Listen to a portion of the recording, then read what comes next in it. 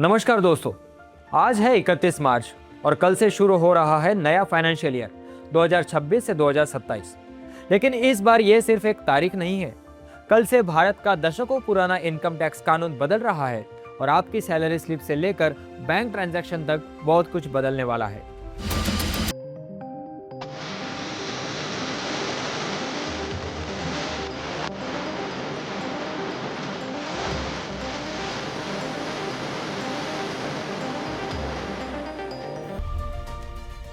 नमस्कार, मेरा नाम है प्रथमेश। अगर आप जॉब करते हैं या फिर बिजनेस करते हैं या सिर्फ एक आम नागरिक है तो ये 5 मिनट का वीडियो आपके बहुत पैसे और परेशानी बचा सकता है। चलिए जानते हैं वो 10 बड़े बदलाव जो कल सुबह से लागू हो रहे हैं। सबसे बड़ा बदलाव, 1961 का पुराना टैक्स कानून अब इतिहास बन गया है। कल से इनकम टैक्स एक्ट 2025 लागू हो रहा है। अब असेसमेंट ईयर और प्रीवियस ईयर जैसे कंफ्यूजिंग शब्द खत्म होकर सिर्फ एक टैक्स ईयर रह जाएगा। भाषा आसान कर दी गई है ताकि आप खुद अपना टैक्स समझ सके। नए लेबर कोड के तहत अब आपकी बेसिक सैलरी आपकी कुल सीटीसी का कम से कम 50% होनी चाहिए। इसका मतलब है कि आपका पीएफ ज्यादा कटेगा, जिससे बुढ़ापे के लिए पैसे तो ज्यादा जमा होंगे, लेकिन हाथ में आने वाली इन हैंड सैलरी थोड़ी कम हो सकती है।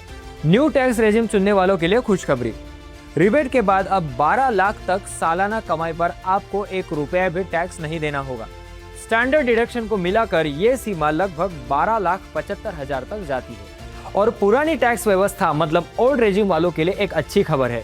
बच्चों का एजुकेशन अलाउंस 100 रुपए से बढ़ाकर 3,000 रुपए प्रति महीना किया है और हॉस्टल खर्च 300 रुपए से बढ़ाकर 9,000 रुपए प्रति महीना कर दिया गया है। अगर आप बेंगलोर, पुणे, हैदराबाद या अहमदाबाद में रहते हैं तो अब आपको भी दिल्ली, मुंबई की तरफ 50% HRA छूट मिलेगी। पहले ये सिर्फ 4 मेट्रो शहरों तक सीमित था। अब पीएफ से पैसा निकालना और भी आसान होगा। नौकरी जाने के तुरंत बाद आप 75% तक बैलेंस निकाल सकेंगे। साथ ही अब पीएफ निकालने के लिए आपको 13 अलग अलग फॉर्म नहीं भरने होंगे। उन्हें सिर्फ 3 आसान कैटेगरी में बांट दिया गया है। कल से सिर्फ आधार कार्ड के जरिए पैन बनवाना मुश्किल होगा।